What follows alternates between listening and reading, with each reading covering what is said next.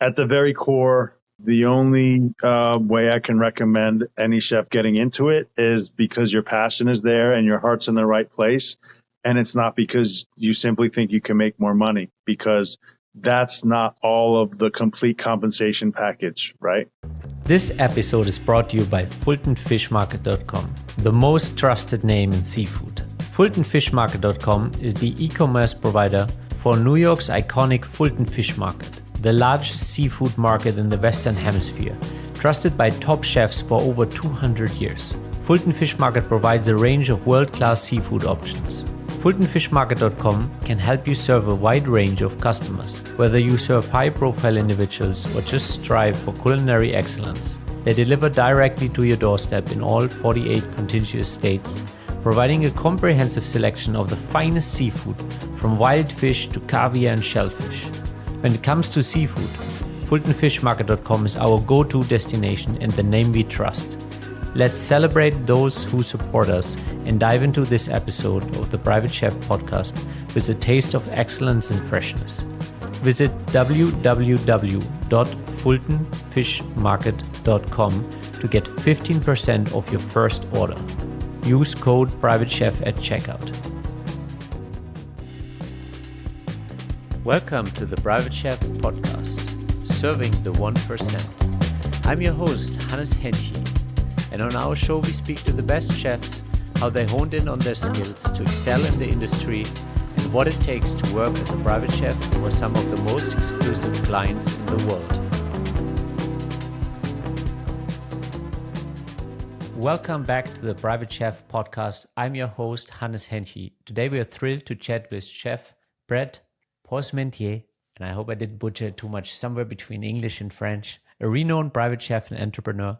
He's also the co-founder of Ask a Chef podcast, which you can currently find on Instagram, and Ask a Chef LLC, which is soon to be released. A lot is coming. Chef Brett is transforming the culinary landscape with the first ever hotline connecting you to expert chefs worldwide. Through any communication mode, real-time food guidance is at your fingertips, including live video-assisted meal prep. From optimizing NBA diets as a nutritional performance chef to cooking for A-list actors and billionaires, Brett's journey resonates. Over a decade of experience as an estate chef, yacht chef, and more showcases his experience. Thank you so much for joining us, Brett. Thank you for having me, Hannes. Of course. And today we have a really interesting kind of focus point that you brought up, which is kind of the mental health about how to say that the best, recurring job offers where basically principals burn out candidates over and over again.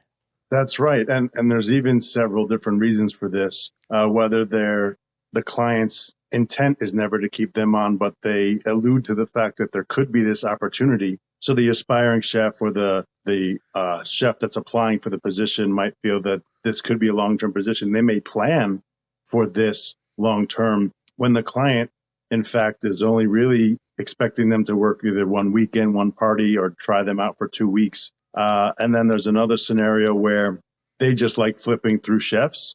So the reason why I had reached out and made that comment to you, and we thought it would be a good topic, is mainly for a warning sign, a red flag, to help aspiring private chefs prepare and be aware that these type of situations are out there. And for the most part, when these situations occur, it's not a mark on you as a chef. It's not a mark on you as an individual. Sometimes they literally do not expect to have you come back. Yeah. So I guess you're speaking out of personal experience. This is something close to your heart. And actually, we had this conversation before where you went out there and you went through the whole experience. So how do people spot this? If it's either maybe already you can see it between the lines in the job post, maybe you see it when you arrive there based on how people interact with you. What would you say are the red flags that somebody can spot? So it's even more difficult than one would imagine because for instance, we rely on recruiting agents, domestic staffing agents, yacht placing agents. And this one particular position that I had went to interview for and got the position after several weeks of phone interviews and such, I got it through them finding me on LinkedIn, not even through my recruiter. I've dealt with 3 or 4 over the past 20 years. When I landed at the airport in Nassau, Bahamas, the crew, 2 crew members from the yacht picked me up. And even on the way from the airport to the yacht, these 2 crew members warned me, don't unpack your bags right away. Before I even got to the yacht, before I touched any piece of food, they said, most chefs don't last here 2 weeks. And then I come to find out I was the 47th chef in 2 years. And I lasted the second longest, which was 2 months. And this was all a shock from just barely landing, right? So I knew what the potential expectation was and what I could expect to get out of it. But I, being a confident chef and had been doing it for over 10 years, 15 years at this point, I was like, I'm going to do my best. I'm going to try my best. Maybe these chefs just didn't have what it took. And 3 chefs had come and gone while I was there because this particular client in Lyford Key always liked to have 3 chefs on hand. And I went through the 2 months. I got back. I wound up talking to the agent. I mentioned that I was in this position, and she had said, oh my God, I've been trying to get you in there for a while. I send chefs there knowing they're not going to last. And that's an issue for an industry issue because this particular agent might not have let the chefs that she sent in know that, hey, don't expect to be there long. But she was just expecting to get that commission. And that's, like I said, that's an issue that needs to be communicated back and forth. Sometimes the agents aren't always looking out for the best interest of the chef. But again, every situation would be different as far as the warning signs. For me, having been sifting through job postings for so many years, over 20 years, I just see the repetitive, specific, exact positions that keep coming up, whether it says the specific cities around the world where they are. The descriptions are typically the same. They don't alter the descriptions too much, but you can cipher through and say, oh, I've seen that one plenty of times. Yeah. And obviously that only comes with experience where you like, regardless of having a job position, I also always keep an eye on job posts. And it's, once you've done it for a while and you keep seeing recurring job offers, then you're like, okay, we've seen that before. And but what you said about the alignment with the agency's interest is also something which I speak a lot about. And I think it's good to find an ethical agency that kind of aligns with you and your values, because I've worked with a few different agencies, and some you feel like they just throw you out at the client, and if you stick, right, they get their commission. And then there's others who actually look at you as a human being, that also has an interest in what's going on and has their own life and feelings around what might happen with them, and they actually care for you. And I think that's a good start. Like if you work with an agency, make sure that they are playing in a way that makes you feel comfortable too. That's a very, very good point, because not all agencies are created equal. Not all agents within the agency are created equal. And I would absolutely 100% recommend, if possible, meeting these agents in person. The right ones, the valuable ones, will require that so that they can best represent you as well. You can't understand a person's ethical values, morals, persona just through a resume or even speaking with them through a phone. Actually meeting with them in person, which I've done, flown to California to meet with 3 different agents, and that was well worth the cost of the whole trip. And this particular position in the Bahamas I referred to, it was so extreme that even if a candidate lasted 1 day, they paid them the full through that month and an additional month. The agencies required of that because they said, if you're only paying them for those few days they may be there, we're not going to send you any chefs. So it's been so rampant that they paid 2 months to every single person that was there regardless. And that's just insane. And you also spoke about the requirements of the food they wanted to be stocked at all times, and how you basically had to throw it out all the times. So that particular position is really a shocker in all levels of it, from the waste that goes into the salaries and the wages, to the constant flying people back and forth, to the food waste. And yeah. Yeah, I mean, the cost was of no concern to this client. He had so many billions that he didn't even see it. But yeah, I couldn't have a single perishable ingredient that was more than a week old. I had to have constantly at least 8 to 12 tins of caviar, 3, 4 different types of Swiss chard. Like everything had to be supremely fresh. And for the 2 months I was there, they never even came on the yacht. I wound up having to go into the house. So I was purchasing, at least $9,000-10,000 worth of food every week. And I wasn't going to throw 9 trash bags of perfectly good food away. I was literally walking it to the local restaurants and giving it to the local restaurants so that they could have fresh food, because there's no way I was throwing this stuff away. And on top of it, a demand of the client was that none of that food could be given to the crew. I mean, that's just wild. Yeah. But again, I am a firm believer that all experiences, you can learn something from every single experience. And I got a bunch out of it. And it helped me grow as an individual and a chef. Yeah. So for someone that's getting started and maybe they're getting into this scenario, what would you like to give them on their way? As an experienced chef, having decades in private households, what would you give somebody on the way if this happens to them, maybe in their first job or second gig when they're getting into the private space? Okay, it's natural to think, oh gosh, is this the right path for me to go down? What did I do wrong? There's different levels of feedback depending on who your point of contact is. Is it an assistant? Is it the principal themselves? Is it only the agent, the recruiter? Depending on the information you get back, a lot of the times it might be nothing. They said, they just wanted to consider another candidate. Based on all the details and the exposure you had, I would recommend going through, replaying every single moment and thinking, what could you have possibly done better? Maybe your own communication could have been better. Maybe it could have been more articulate, whether it's written or oral communication. Was there some way there could have been something avoided? And again, even if this is a situation where it's not your fault at all, I would recommend just trying to put it aside and focus on the next placement and then the next placement. And then you'll see, it really wasn't me. And I really can do this. And I do have a knack for it. And my food is good. And my presentation and my hygiene and everything else that a private chef needs is on point and within reason.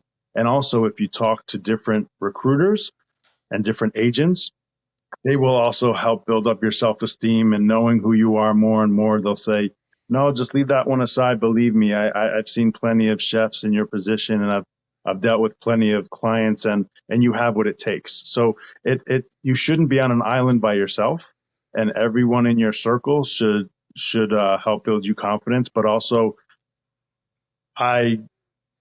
you must have some years of experience before getting into private chefing to begin with.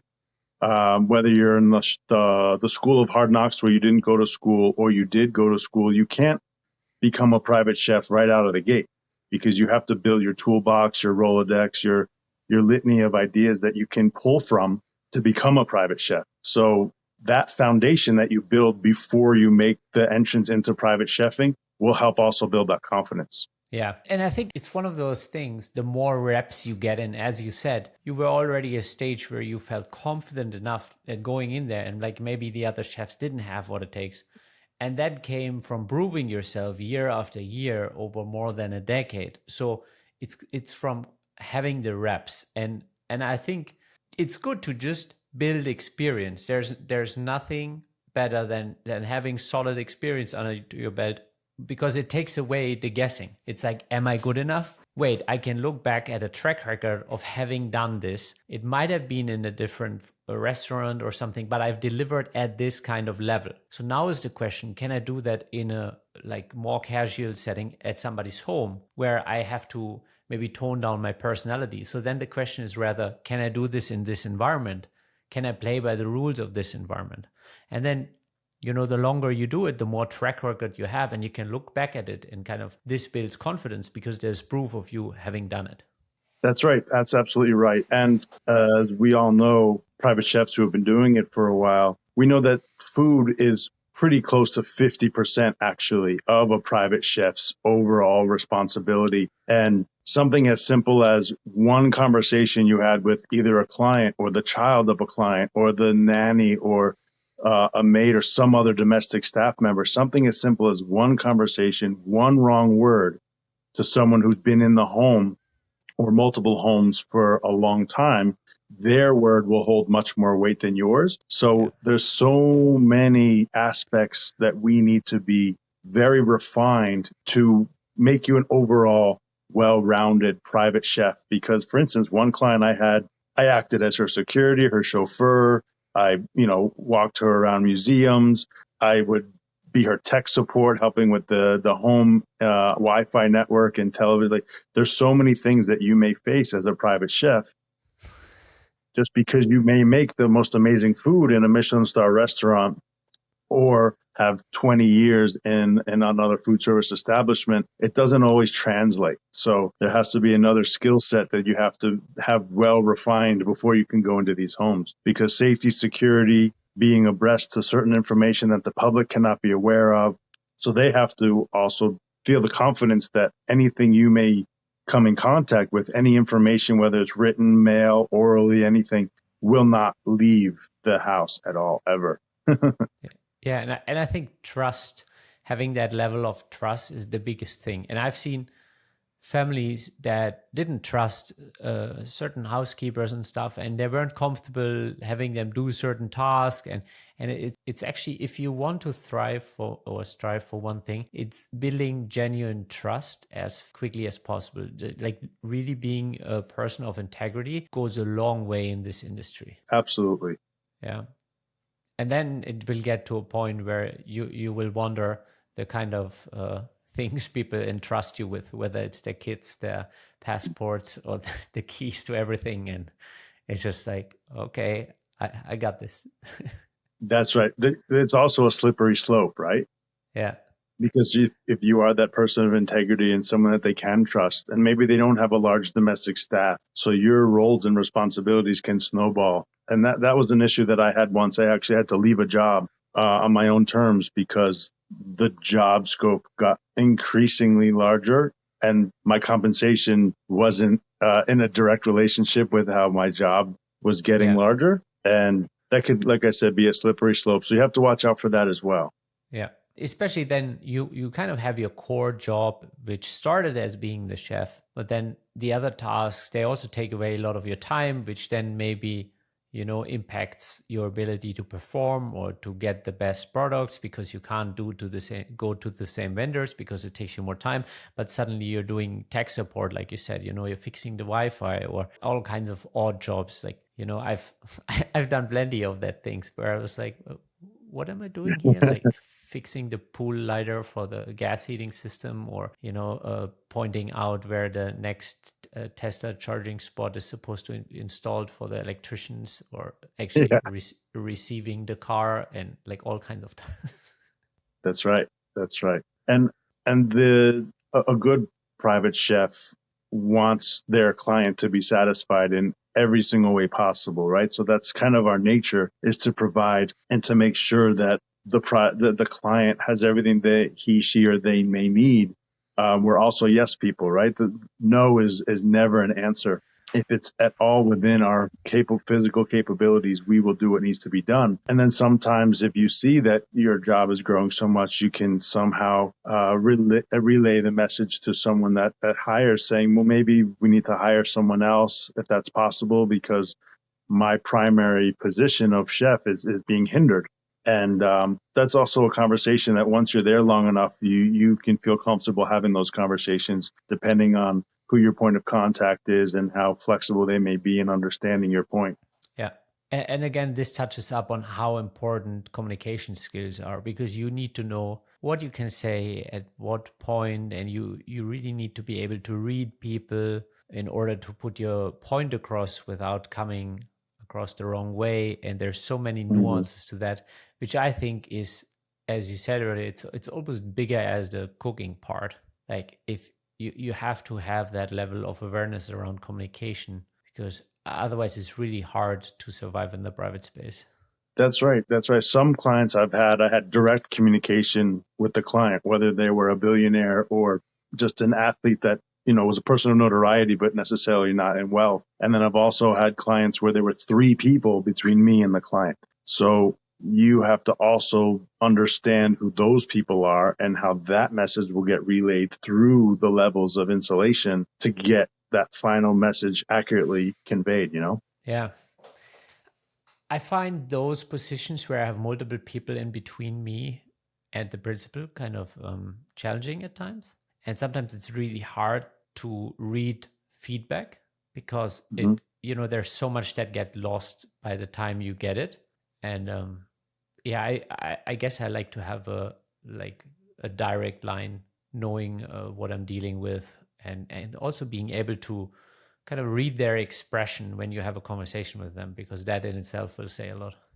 Yeah, completely. Sometimes it's just not realistic. For instance, when I was working for an actor in California while he was filming a Mason Mojer picture, every second of his day was predetermined where he was going to be, what he was going to be doing. Yep. I had to deal with it.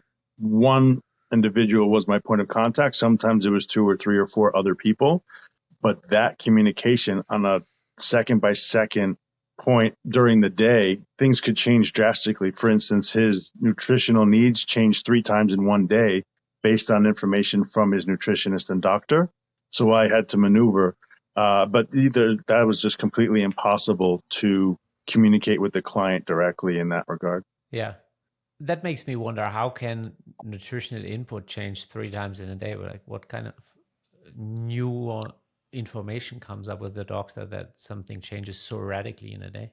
Yeah, and it wasn't necessarily something so drastic. It was more like the macro needs, the caloric needs, different things in regards to, because I had to weigh every single ounce of protein, carbohydrate, calories, oils, everything that went in this gentleman's body. So it was mostly like, okay, maybe he needs another dinner when he comes home from shoot, lower sodium, increased sodium, things like that. So it was constantly being tested with nutritionists and physios and things of that nature. So sometimes information got through the chain of command a day or two or three later after testing. And then so they would come from different channels and then wind up changing that many times. Yeah, this is an interesting thing that I also had to deal with, where there was basically a team. We had a doctor, a nutritionist, 2 nutritionists involved in the diet. And then I would have to weigh the food and key it all into an app. So the principal, as well as the doctor and the nutritionist, all had access to kind of in real time what has been consumed, as long as it came out of my kitchen. Right. Yeah. The position with the actor was supremely complicated because I also had to be aware of how much of his meals he ate on set, because I needed to know complete, exact, accurate daily consumption, which would alter how much I fed him when he came home.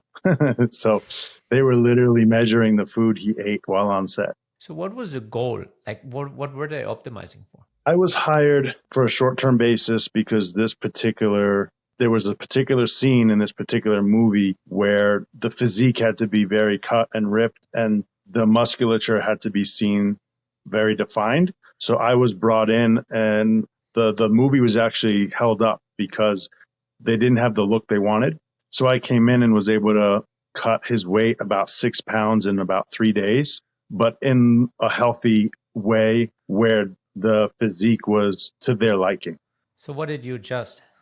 Again, I'm not a certified nutritionist. I used the information from the physios and the nutritionists and the doctors, how to alter his diet, and I just followed it to a T. So I had every measuring utensil and tool you can imagine, and just specifically followed their instructions to feed him a varied array of options, but exactly with the exact amount of fats, sodium, fiber, etc.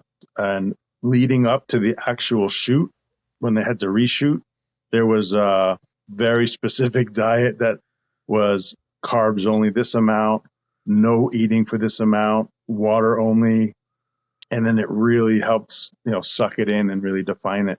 Yeah. The first movie that I ever realized how much work goes into the physique of certain things was, I think, Last Samurai, when I saw the behind the scenes of how much sword training went into it and the physique that he was building up to look a certain way. And then also, like, I'm a fan of Christian Bale, and when he was doing The Machinist, and then from The Machinist he went to Batman.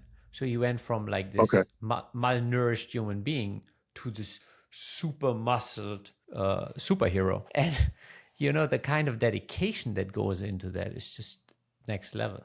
That's right. That's right. And even before I had the opportunity to become a private chef, I always wanted to work for a professional athlete. That was my end goal. And it took me 18, 19 years before I was able to have the opportunity to work for a professional athlete. And I was able to work for several over the course of 5 years. And even their macronutrient needs are different than this particular actor. It was still vital that they got a certain amount of, let's say, timing is very important as far as when they consume these different nutrients. And depending on the sport, depending on their position, depending on what their individual needs are, it was just another challenge that I loved. And again, working with a nutritionist, and it's not as vital as millions of dollars weighing on the fact that their abs have to look specifically cut. But I got to learn the different needs of the different athletes for the different sports. And that was a great experience as well.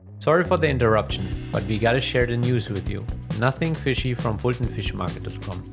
They're delivering world-class seafood from New York City's legendary Fulton Fish Market straight to your door. Their fishmongers have helped countless chefs get what they need when they need it for over 200 years.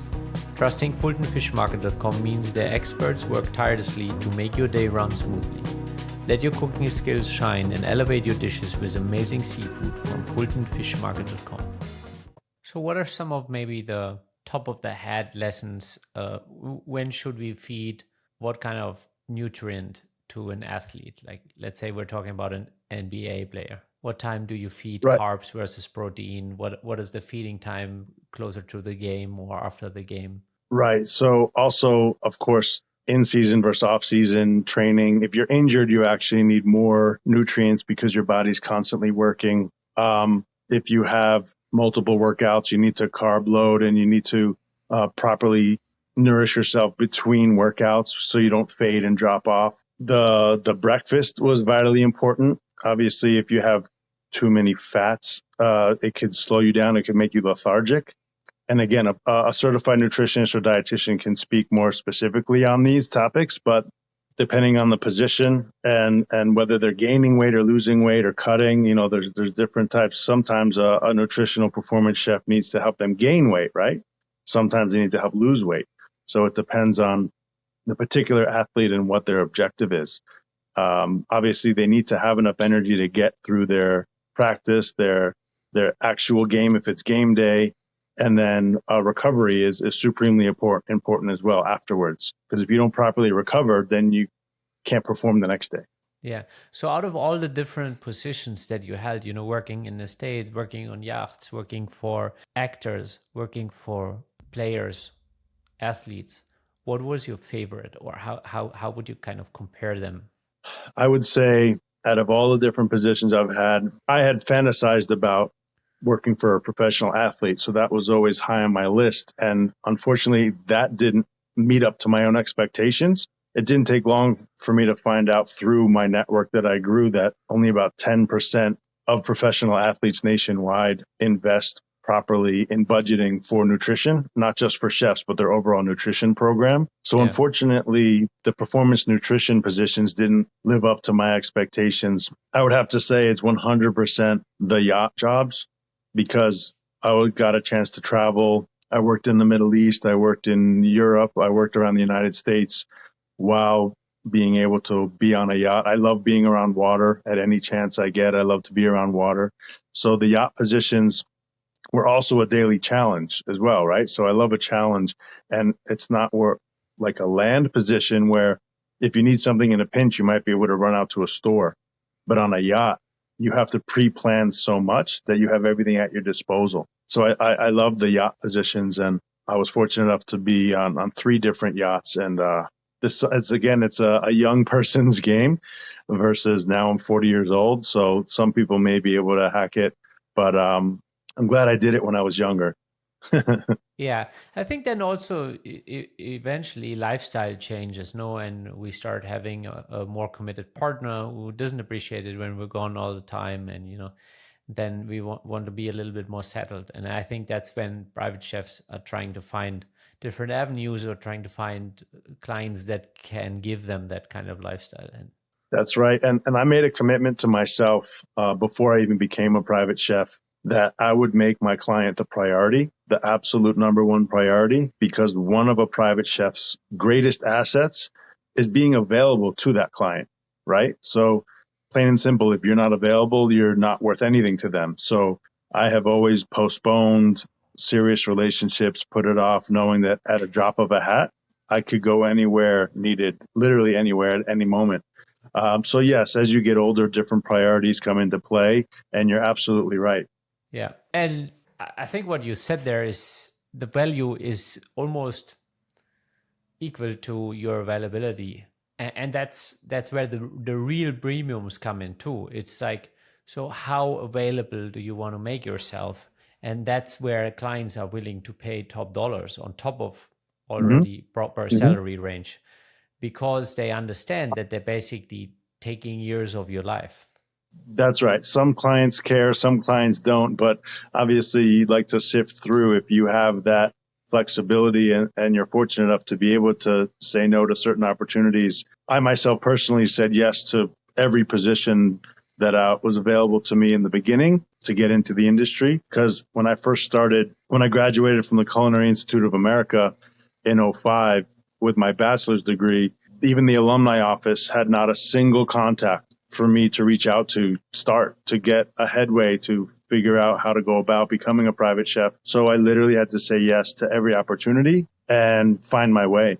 So it's tricky in the beginning, but it's very gratifying. I must say it is very rewarding. The way I look at it is almost like you have to say yes till you earned your no, where you've kind of gotten enough experience that you are your own rainmaker, that you have the connections, you know the lay of the land in such a way that you can slowly start saying no to certain gigs for different reasons. You know, maybe the principal acts a certain way, maybe they're asking of certain things that you're not willing to do, maybe the pay is a certain way.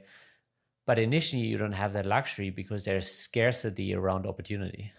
That's right. That's right. And another good point that you made me think about to bring up to aspiring private chefs that might not be aware of it, nearly every single private chef position is considered at will. So no matter what the contract says, there might be stipulations regarding NDAs or, keeping content private, etc. But for the most part, you can assume that every private chef position is at will. So the client can terminate the position, but also you equally have the right to leave when you feel you need to. Yeah. I wonder what's the ratio in executions on Advil. Yeah. That's a good one. Well, we should have different questionnaires put out, which would be good feedback for the industry as a whole, But families would never fill out a questionnaire at the end of a relationship, or rarely, I would guess, unless they're good families, in which case you don't really need the questionnaire. I mean, for us in our own networks here through the podcast or your emails, have chefs fill out, just have a social engagement within the industry to help share information. How many positions have you quit, and how many positions have you gotten fired on? I wonder how truthful that will be.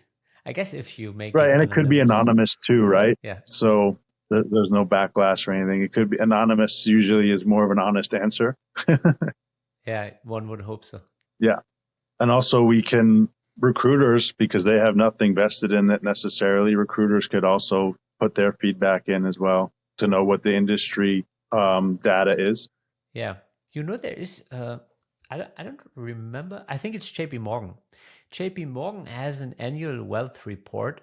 And one time I was going through it and it was really interesting because they also categorize at which wealth people start having private household employees and what kind and at what stage they start having chefs. And that's something that the bank broke down for themselves, probably to better understand and serve their clients. But it's also very insightful for us as an industry because it kind of breaks down who or at what kind of net worth hires private chefs or private service professionals. That's right. That's right. And one who's not in the know would assume that people that have the means would just automatically get a private chef. But when I was first starting out, people didn't even know that was an option.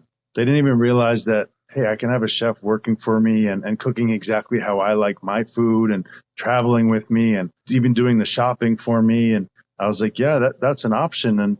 And I wound up having to educate some of the public and some of the people that could actually afford a chef. So that was another obstacle I didn't think that I had to face. You know, that's something that I'm seeing more and more in Europe. Coming back here, I realized how affordable it is to have a private chef.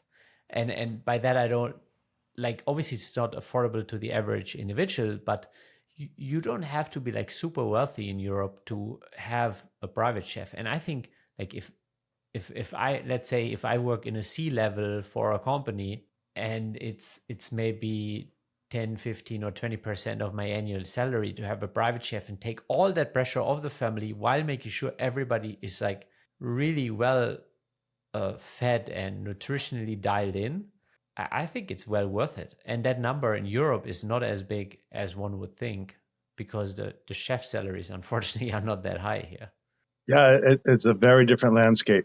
It's absolutely different landscape, and it's very visible. For instance, wait service, right? Even though it's the public sector of waiters and waitresses, in Europe, it's typically considered a more respectable job where they don't work off tips. It's an actual salaried position. Where in the US, they're actually legally able to make less than the federal national wage because there's tip compensation. So yes, Europe and the United States are vastly different in various aspects. Yeah, I think it's interesting. And it definitely got me thinking kind of, okay, at what stage, like let's say, for example, I go for a family vacation in Mallorca, and now I know the salaries of chefs in Mallorca. Also, actually, funny enough, the other day I was clearing some folders from back in the days, and I found my paycheck from when I was working in Spain in Mallorca. And you know, the money I made in a month in Mallorca is less than what I charge my clients today for a day's work. I And believe it. it's kind of wild that I used to work so hard for an entire month for that little money. And it would yield me, at the end of the day, I still think back at those days at really having a good quality of life. Like back then, I felt Mhm. like I could afford anything that I needed to have a good life. I had a nice apartment. I could oversee the Mediterranean Sea. I went out for a meal on all my days off, because the That's Spanish right. hospitality is rather affordable. And even good wine, a bottle of good wine in Well, Europe is, or back then at least, it was like 5, 8 euros. So you would feel that the quality of life is pretty good despite earning nearly nothing. and fresh, unadulterated food compared to the infrastructure we have here with our food systems. Yeah. Yeah, like you really felt like you were eating real food, that's for sure. Right. Right. That's one of the Exactly. things when I came to the US. That was the first time in my life where I felt like, wait, I feel like I can't trust everything that's being sold here. Like I have to look at this stuff because it doesn't look like real food compared to where I just came from. Right. And another thing that should be brought up for aspiring private chefs that are maybe looking to dabble in yachts, specifically depending on where they're flagged. So yachts have to be flagged or registered to a certain country or a certain port. And for instance, I had an issue getting on certain international yachts depending on where they were flagged, because it costs captains and owners of yachts extra in their insurance to hire an American. Huh. So that's another obstacle you may face, that they may, the salary might be comparable, but there's an additional cost on their end, which may prevent them from wanting to hire an American. So that's something else to look out for. Yeah, it's probably part of the general insurance theme. Like you can have a global travel insurance, and if you exclude the United States, it will be like half the price. Oh, gosh. And even if the yacht is in the United States, it doesn't matter. It matters where they're flagged, right? So it matters where they're registered to. So, what other difference come from where it's flagged for you as a chef, or is that the only one? Well, where the crew comes from, where the rest of the crew comes from is important as far as a language barrier or the cuisine you might have to cook. For instance, one of the yachts I was on, it was 24 crew and half of them came from the Philippines, and it was great. I had to make sure I had fish and rice every day, and I got to understand their culture a little bit better and know the flavor profiles that they preferred. So I would add that into my repertoire. So as far as just the technicality of being a chef and the job you have to perform every day, there's not too much difference. I'd say the biggest differences are the size, right? So the smallest yacht I was on was the Forbes yacht, and it was 150.3 feet. And the largest one was close to 350 feet. And so that all changes your storage areas, refrigeration, freezer, how balanced the yacht would be when it's actually moving and trolling, and whether you have to put rails up on the stove, and how new the yacht is depends on will alter the appliances and the ovens and the stoves that you're actually using. So those are things that really make a big difference. Before you go into a position, look up the yacht, look up as much as you can about it so you know what you're getting yourself into. Yeah, especially if it's a really old one. It might get really interesting.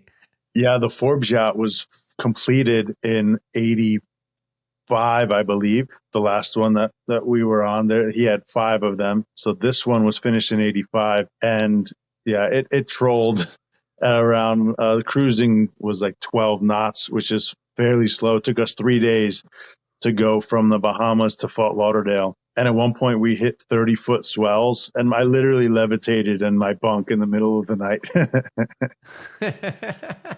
And then some crew that have been doing it for decades, that doesn't bother them, and they're still hungry and they still have to eat, right? So we actually had rods that we would put on the stove that would prevent the pots from falling over.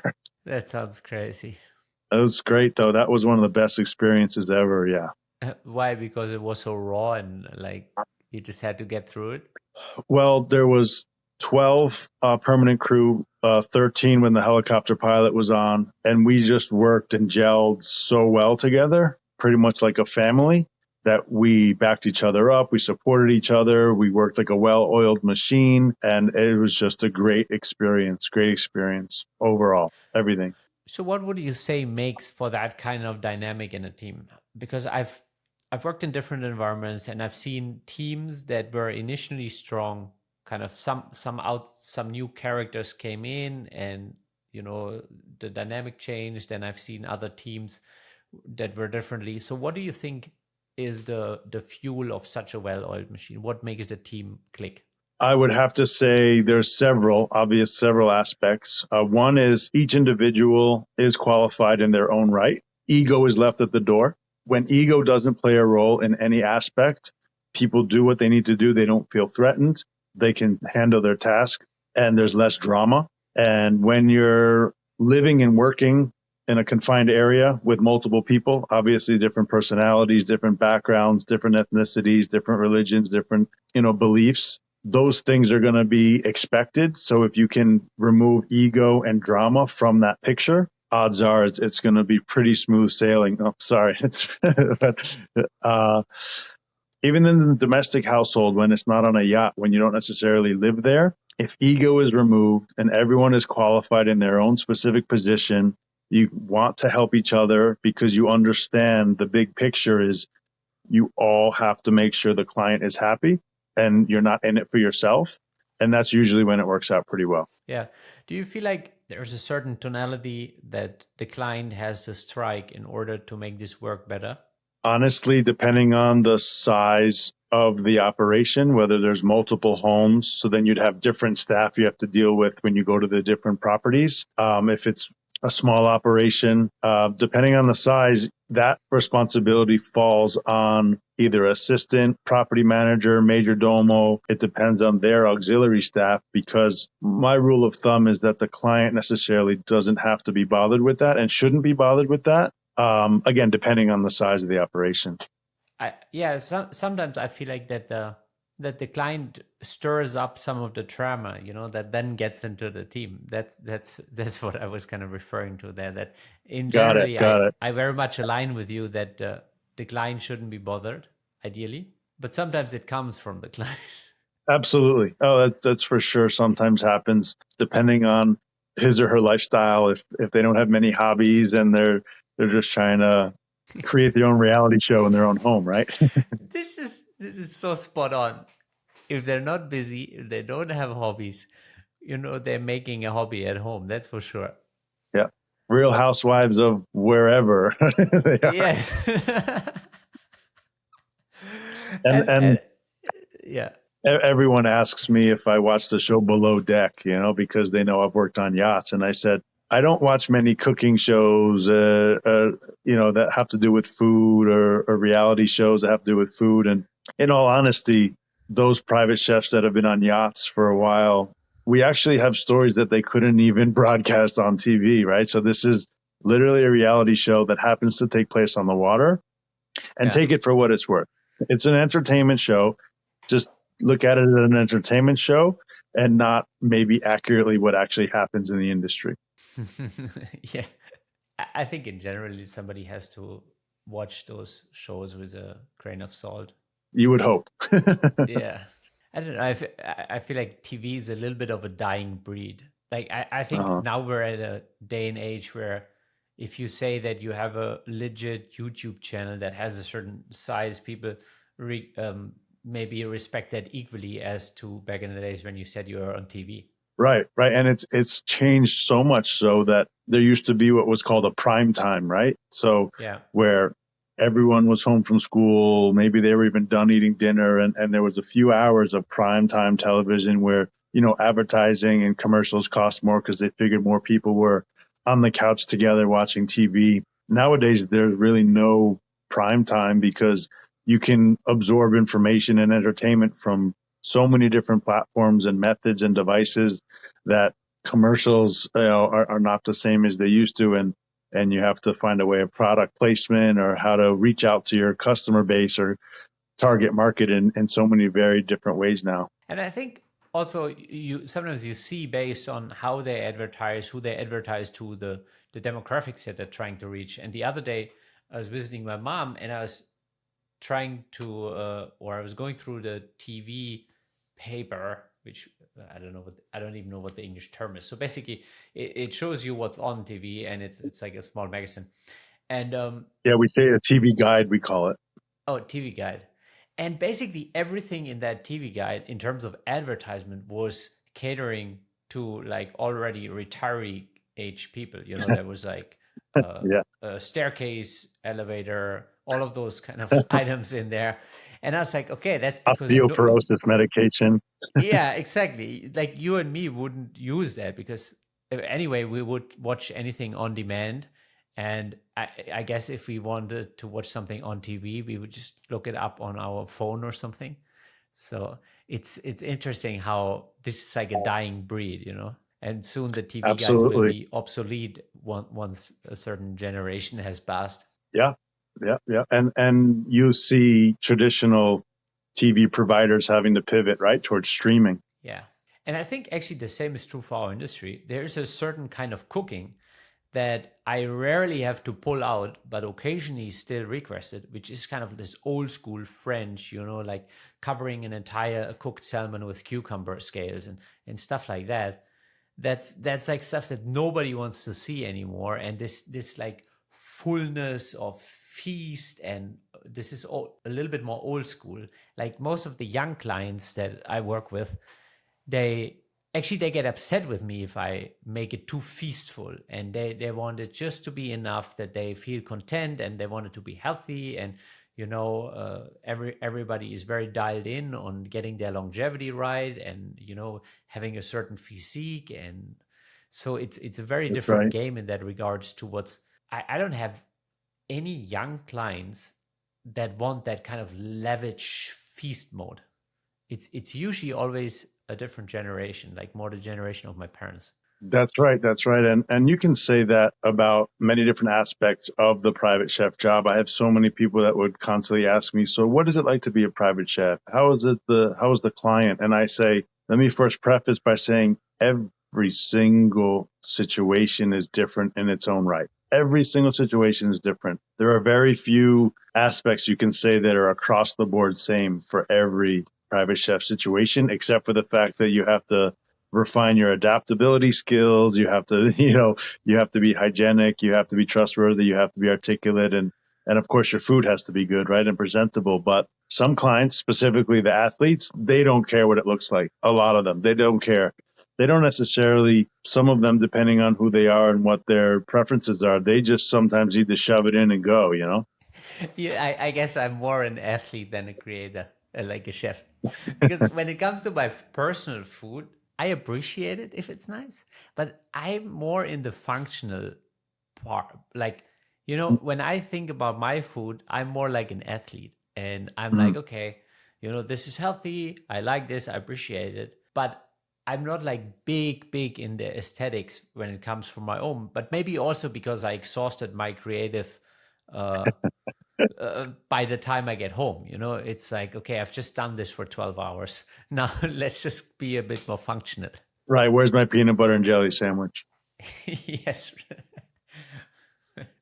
Kind of Yeah. like that. And as I've expressed to you in our communications, I'm transitioning out of leaving the kitchen full time to launch Ask a Chef to help the public, because I know I can exponentially now help the public in their needs without having to physically be in their kitchen, as well as help our hospitality family with opportunity for supplemental income. But I'm trying to leave the kitchen permanently, and then my desires for aesthetically pleasing foods will come back. That's also something that I kept saying, that once I step back from like the real full-time involvement, you can do it a little bit more as a hobby again. And you are more excited of like cooking up a storm at home outside, of work hours, for example. And then I realized That's exactly it. And there is also a different breed of chefs that do it anyway. And those are like the diehard chefs that I realized after talking to so many chefs. There is a rare breed out there that even on their days off, they will do all of that because they love it so much. Yeah, my business partner with Ask a Chef, one thing that's really appealing to us is not having to cook for a job or prepare food that we're being told we have to. It's to be able to prepare these grand feasts for our friends and loved ones out of passion, and just because we want to create amazing food for people to enjoy, and not because someone's paying for it or someone's paying us to do it. And the food tastes exponentially greater, as you can attest to as well, right? Yeah. And this is something which initially might sound like really, I don't know, new agey or woo-woo, but there's so many chefs who put their hand down for, if you put in the love, you will taste it, and I think this is also something, if we all think back at grandma's food maybe, or mom's food or something, like there is a distinct difference. Even if I try to make the same food as my grandma made it, if I use the same ingredients, there's something different when it comes from the love of a grandma. That's right. That's right. One of the Instagram pages I follow is Pasta Grannies, it's called. And I recently, actually, maybe 2 or 3 days ago, I did a post because I saw this one video come across my feed. And this grandma reminded me so much of my mother's mother, and how she looked fairly frail, but she was making gnocchi from scratch. And you could tell the effort she was putting in. But just like you said, that pillowy, soft gnocchi is going to taste vastly different from you or I doing it. And sometimes, typically, they don't even have specific measurements, right? It's like, honey, just put in your palm's worth, this much. And you're like, well, how much is that? She's like, I don't know, that much, So you even can't replicate that recipe. Yeah, and then they have so much experience doing it. They know it needs to be that consistency at this stage of the process, and it's like you can never make it like them. That's right. And one of the great helps that Ask a Chef will be once we're a launched hotline service is conveying to the public the ability to interpret a recipe, right? Because if you see a recipe online and you've never made it before, that recipe was designed in a kitchen or in a setting that is not like yours. Typically, either the pan is different, a different gauge, a different type of metal, whether it's gas, induction, electric. The oven might have different hot spots. The grill might have different BTUs, and being able to use all of your senses to cook is foundationally the best way to cook. And you can only learn those skills through experience, right? Yeah. And that's the thing. And that's also the scary part, is that most people don't trust themselves because they feel like they're lacking that. And the pan is not a pan, and the oven is not an oven, and setting 3 is not setting 3 everywhere, and full power is not full power everywhere. And the same is true for you and me. Like every estate we go to, we might have a similar looking grill range outside or something, but the energy that we're receiving at a certain spot is completely different. That's something that you can only make up for with experience. Exactly. And even if all being equal, you have the same appliances, the same tools, the same everything. If you get, let's say, a different cut of meat, whether it's select, choice, prime, organic, grass-fed, corn finished, grass finished, the different moisture content within that meat will adjust time, temperature, etc. So you constantly have to evolve and change and react to what the food is telling you, as well as what you're used to it doing at a certain step in the process. Yeah. Well, there is a reason it takes decades of experience to become a proper private chef.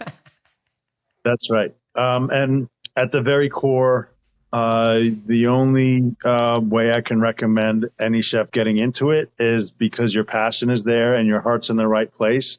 And it's not because you simply think you can make more money, because that's not all of the complete compensation package, right? Yeah. And it's a tough job at the end of the day, and you need some service heart in it. Otherwise, I think regardless of the pay, you won't be happy in it. Yep. You have to get other things out of it. And one of the reasons why I decided to leave was when I was in my client's kitchen, and I just felt I've come to a point. I'm not giving my client 100% of what I can, so they deserve better as well. So it's time for me to pivot and move on. And now it was a blessing in disguise, because now I can actually help more people. Yeah. And that's the beauty. Yep. I think one of the most rewarding parts of life is learning something and then being able to turn around and sharing it. Like every single time that I learned something in my life out of my own experience, and I was able to turn around and, share it with somebody who it might have shortened their journey, or it might have helped them do something, or it might just make them healthier or happier. This is like the most rewarding thing in life. Yeah, absolutely. It's very rewarding. And that's depending on how you got started and where the passion came from, whether it was meals with families were so vitally important from childhood, so that's ingrained in you, or it was the opposite. You didn't have family come together for meals, so you wanted to make sure moving forward other families did. That passion and that love and that initial reason for why you're doing it has to be strong, because initially the pay might not be there, and you have to find other reasons why you still want to do it. Yeah. And even once the pay's there, I've seen it over and over again that no matter how high the pay, and that's not only for private chefs, that's also if you work at a C-level shop, if you work in sales, if you do something that you're not passionate about it, where there's not something else other than the compensation that drives you, you will eventually throw the towel. Mm-hmm. And it's usually later than it should be, right? Yeah. Well, Brett, yep.